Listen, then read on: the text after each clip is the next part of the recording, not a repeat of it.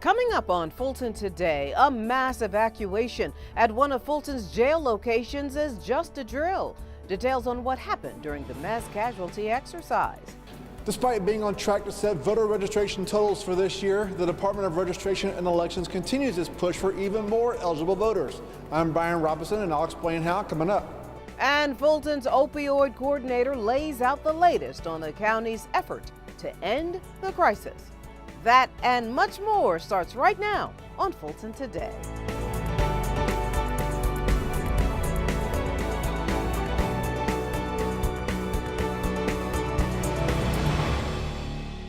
Welcome to Fulton Today, everybody. I'm Shania Chavis-Rucker. The November general election is 1 month away. However, the deadline to register to vote in that election is next week. The Department of Registration and Election has received near record voter registration cards so far this year, but the feeling is there's still room for more. FGTV's Brian Robinson joins us now with more on this story. Brian? Shania, no stone is being left unturned to make sure all eligible Fulton County voters are signed up to exercise their civic duty to vote.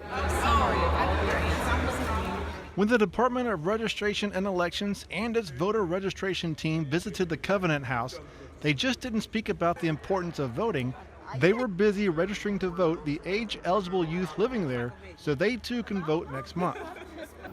It was important to go to the Covenant House to reach out to a group of residents who are often forgotten and to educate and inform them about the voter process, as well as get them engaged and excited about the upcoming election on November 6th.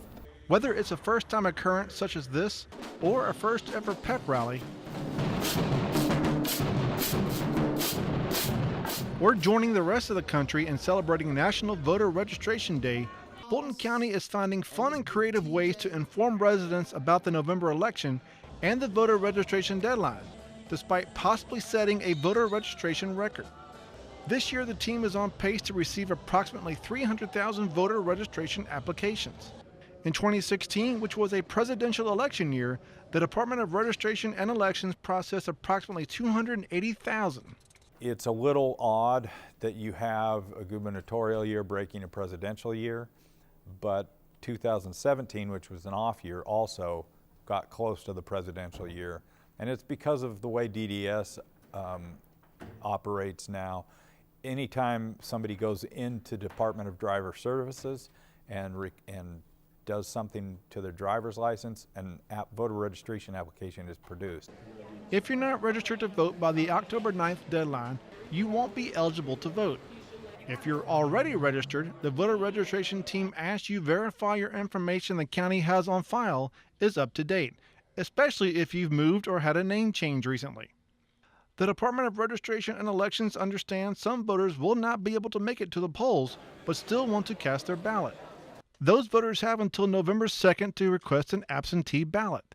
That ballot must be returned to the Department of Registration and Elections by 7 p.m. on Election Day, November 6th. Now, the county's website, fultoncountyga.gov, lists all the ways you can request an absentee ballot and how it can be submitted. You can also log on to fultonelections.com to see a full list of the early voting locations and their times. We'll have more on this story in our next edition of Fulton Today. Reporting for FGTV, I'm Brian Robinson.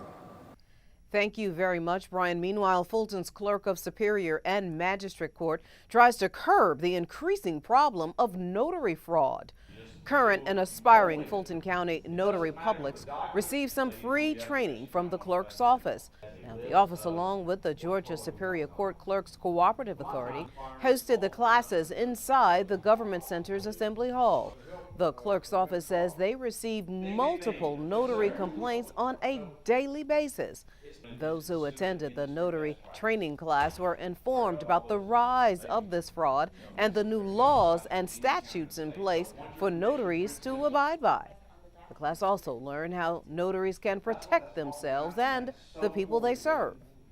In Georgia, notary applicants are not required to receive any type of formal education. So we schedule these in conjunction with clerks of Superior Court around the state periodically in an effort to educate notaries and so that they know exactly what they're supposed to be doing and what they're not supposed to be doing. And so we believe that also provides assurances to the public that notaries are performing as there should be.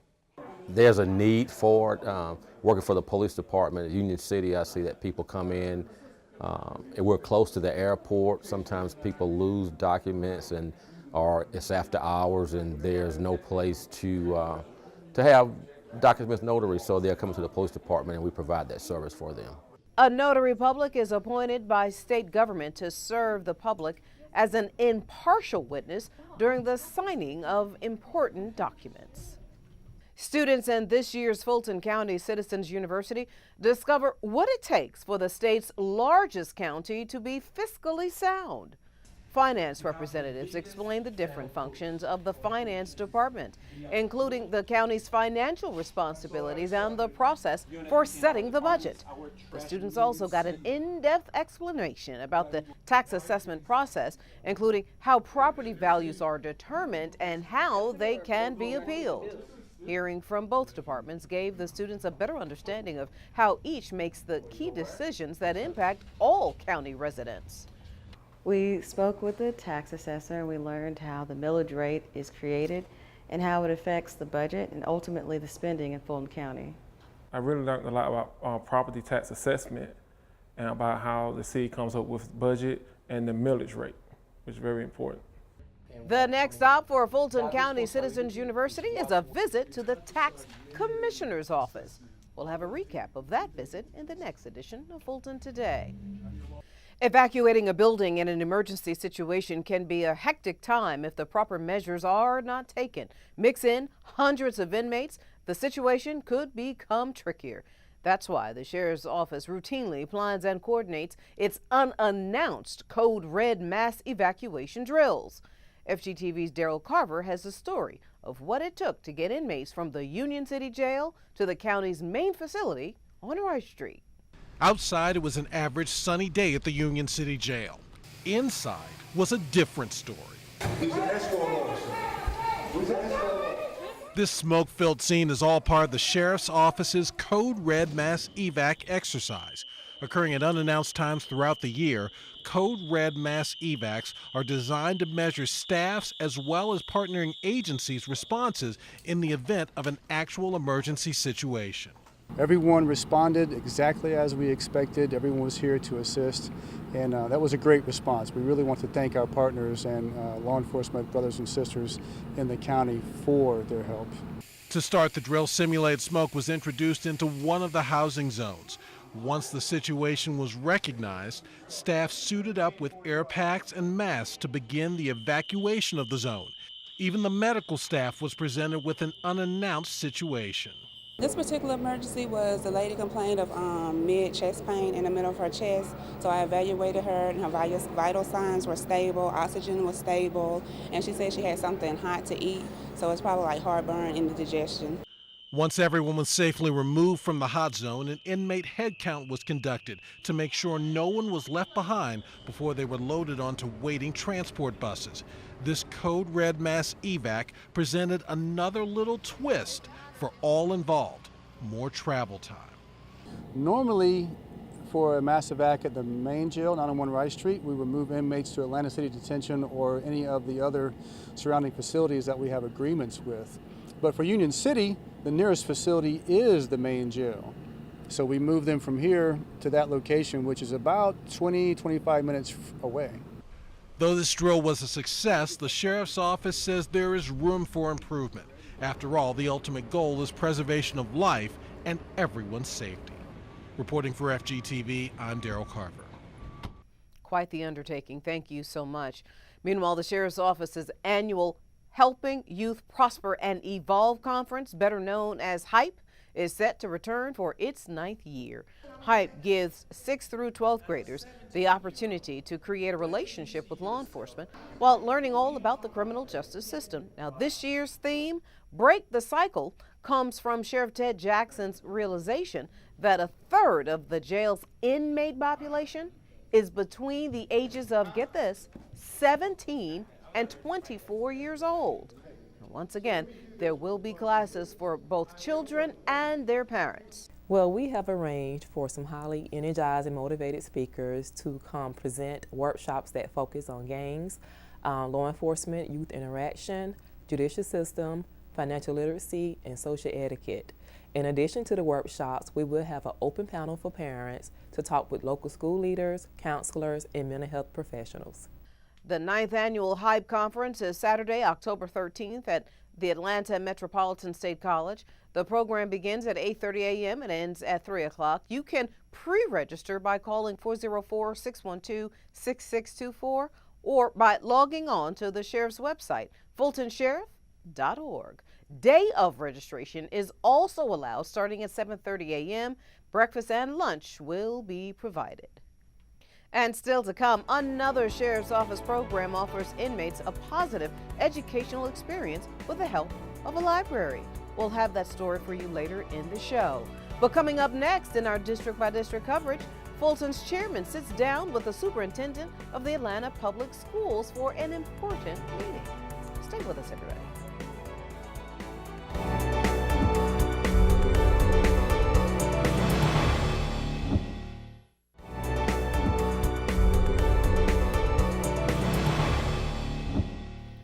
One commissioner sits down with the superintendent of Atlanta Public Schools, and another joins civic and community members in the fight to end the opioid epidemic. Here's this week's district-by-district coverage.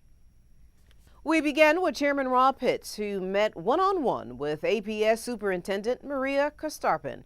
The at-large commissioner and the school chief talked about ways to partner to best serve the kids in the system.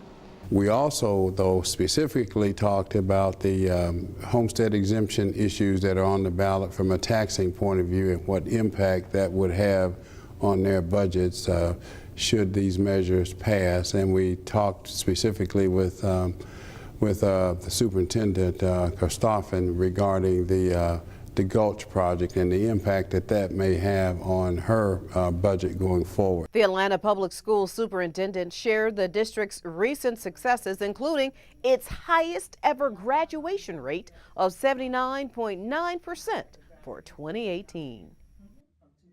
Fulton's Commission District 2 office supports the North Fulton Mental Health Collaborative for a community conversation about opioids.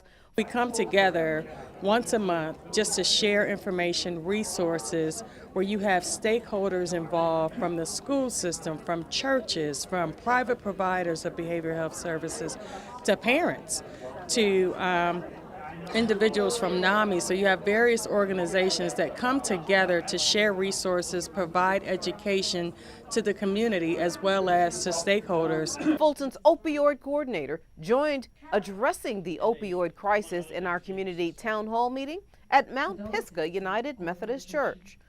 In 2017, Fulton County became the first county in Georgia to join litigation against drug manufacturers for their role in the opioid crisis. The county has made prevention an area of focus and adopted an opioid abuse and misuse prevention plan. There's still a lot of work to be done. There is a lot of emphasis that we need on people just being able to identify, say, when a person is OD'd, what some of those symptoms may look like, especially when we talk about our young folks, and it may be affecting them differently. Fulton's opioid strategy includes a robust awareness campaign, a network of drug drop boxes throughout the county, and a text crisis line for teens. Since 2016, Fulton County has also funded naloxone for first responders throughout the county. This is the second community meeting at Mount Pisgah in recent weeks. The first one focused on the myths of suicide. And finally, District 6 Commissioner Emma I. Darnell joins the Public Works team, county leaders, and the Fulton Industrial CID for an official ribbon cutting of a streetscape project. From Frederick Drive to M.L. King Jr. Drive, including the I-20 interchange ramps, motorists and passerbys will notice the new look made possible with T-SPLOST funds. This is a wonderful day because people are tired of us talking. They want to see some results. And so we are so pleased that we can go to the people and say, we spent $1 million of your money working with stakeholders to show you that we respect you. We're at the I-20 Fulton Industrial Boulevard interchange today. You can see it behind us in terms of how beautiful it is. This is just a precursor, I think, to a real redevelopment effort here on the boulevard. We're thrilled about having completed this project. This is something that we envisioned 5 years ago and really got the ball moving about 2.5 years ago, getting the project designed, permitted, and then we went under construction in November of last year, just completed now in July, August of 2018, and it really has been transformational for the district. The Streetscapes project includes roadway enhancements like upgraded crosswalks, median modifications, curb repair, ADA ramps, upgrades, and the addition of a beauty strip. The landscaping improvements also will include new trees lining Fulton Industrial Boulevard, new shrubs, ground cover, pedestrian streetlights, and adds 2 gateway signs to the I-20 interchange ramps. I've seen it, it looks great. And One Fulton Today returns. The county's health team is encouraging women and men to get themselves checked for breast cancer. We'll have that story for you next.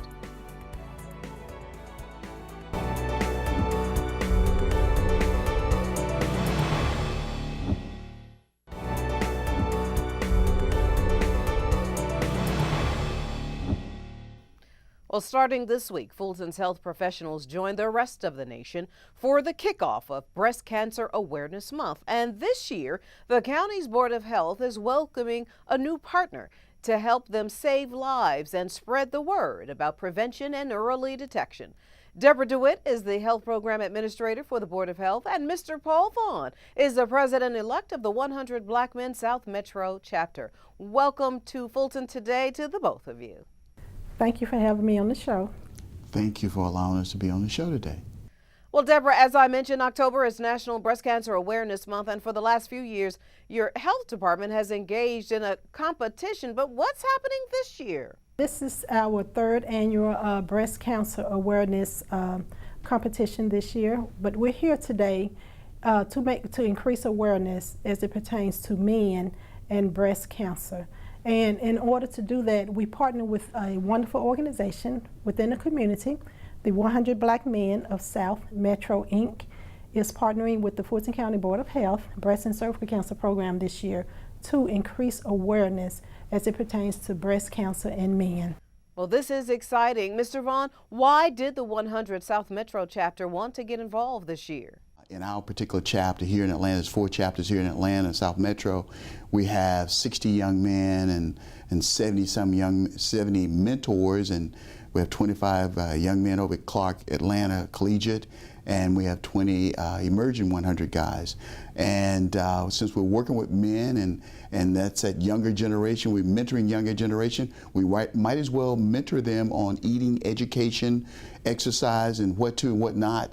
That would prevent a lot of the cancer coming forward. And Mr. Vaughn, you want to talk to us about the statistics with men and breast cancer? According to the American Cancer Society, it's estimated this year there'll be over 252,000 new cases of possible cancer and estimated over 40,000 deaths. And in men, there'll be less than 1%, which is around 2,000 to 3,000 new cases of men with breast cancer, which we don't think of men having cancer, but it happens. And Deborah, 1 in 8 women will be diagnosed with breast cancer according to the American Cancer Society, but there's also alarming statistics from the CDC. According to the CDC, breast cancer is the most common cancer among all women, regardless of their race and ethnicity. It is the 2nd leading cause of death among women who are Black, white, Asian, Island Pacific, or any other nationality. And also, it is the most common cause of death among Hispanic women today. And while you are working on this partnership, Fulton already has services available, correct, Deborah? Yes, Fulton County Board of Health Family Planning and Breast and Cervical Cancer Program offers services to both men and women. The Family Planning Program offers services to both adult men and young men if they want to come in for exams and they want to come in for other services. If anything abnormal is detected by the provider, they will be referred for additional services that are available through the state office. For those ladies who qualify for our breast and cervical cancer program, uninsured or underinsured, 40 and above, who has not received a mammogram within the last 12 months. They will qualify to receive a mammogram and diagnostic services and continue their treatment if necessary through the program. Well, I know you all stress that you want Fulton County residents, men and women, to get their screenings with the Fulton County Board of Health. I want to thank both of you for sharing your time with us today. Shania, we want to thank you for all you do for Fulton County and getting the communications out there to people, educating and creating that economic environment in Fulton County. Thank you for all you do, and thank you for allowing us to be a part of this great venture that you're working with the Cancer Society this year. Shania, of course, thank you so much. Wonderful job that you do with the programs in marketing and increasing awareness within the community. I appreciate your ongoing support, and I thank you so much from the bottom of my heart. My pleasure. Recent natural disasters close to Georgia highlight the need for blood donations, and Fulton employees come to the rescue. The American Red Cross set up shop at the Fulton County Government Center for its quarterly donation drive. Employees and residents doing business at the county rolled up their sleeves to give. I've always known that it's important to give in that way, but I also have a 12-year-old niece who has recently had to have transfusions due to having a rare cancer. So I kind of feel like it's my duty to give back because I know how important it is. According to the Red Cross, 1 pint of blood can help save the lives of up to 3 people. And they say every 2 seconds, someone needs blood. It's important for people to donate blood because you're helping people that's in need of it. Fulton employees gave 61 pints of blood. 10 of the 69 who registered to give were first-time donors. You can donate anytime. Visit the Red Cross website to find a donation drive nearest you. Grandparents raising grandchildren are shown some much-deserved recognition. The 4th annual Appreciation Luncheon gave members of the Grandparents Raising Grandchildren Support Group a chance to fellowship and share stories about the past year. We have one now in South Fulton, and that is growing at the New Beginnings Senior Citizen Center, as well as the Mechanicsville Library downtown Atlanta. And because of that, because the two, we combined both of those grandparents today just to celebrate them and all that they do, to let them know that we appreciate them. The Grandma's Hands Outreach nonprofit hosts the event that's held at the Piccadilly Greenbrier Mall location. It is a very good program. I came in and I was a wreck, but now I'm blessed and things are happening for me better in my life because the program helped me to become a better grandparent. I definitely think it helped me to become a better grandparent and to deal with my grandchildren better. According to the Census Bureau's statistics, over 2.4 million grandparents were raising grandchildren in the U.S. And groups like this one help grandparents identify resources available and county services. One of the judges noticed a lot of kids coming through her courtroom with grandparents as their legal guardians, decided that it might be a good idea to have a support group for grandparents, pass that on. And I got a little group together. We partnered with the Mechanicsville Library, which is right next door to the Fulton Juvenile Court. We started the process, got the grandparents together, and they kept it going. Grandma's Hands Outreach is a 501c3 nonprofit agency supported by Fulton County that provides support groups and resources to aid grandparents who are raising grandchildren. And still to come on Fulton Today, these women are letting their words do the talking as to who's the top Scrabble player. We'll spell it all out for you next.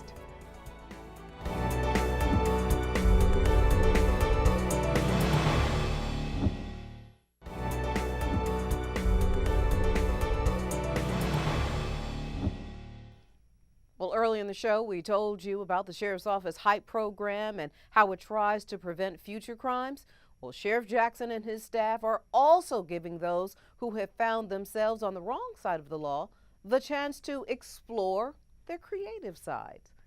Representatives from the Atlanta Fulton Public Library System brought their art workshop platform to the Fulton County Jail.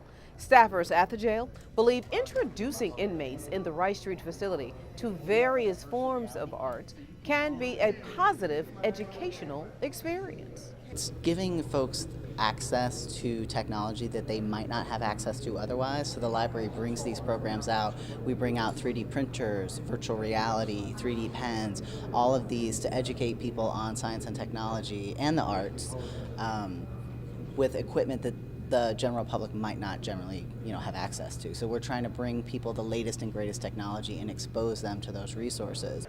Along with the educational experience, the art workshop builds the self-awareness and self-esteem needed when dealing with social situations and life challenges.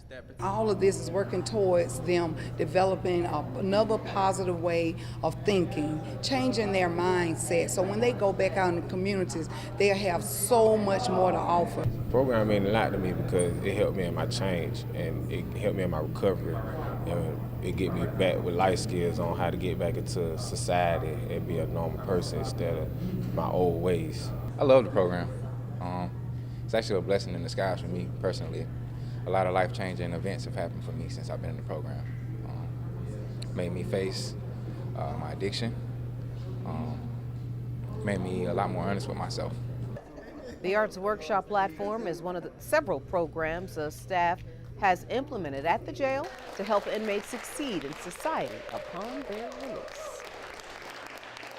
And finally, a group of library patrons have a few choice words for their competition.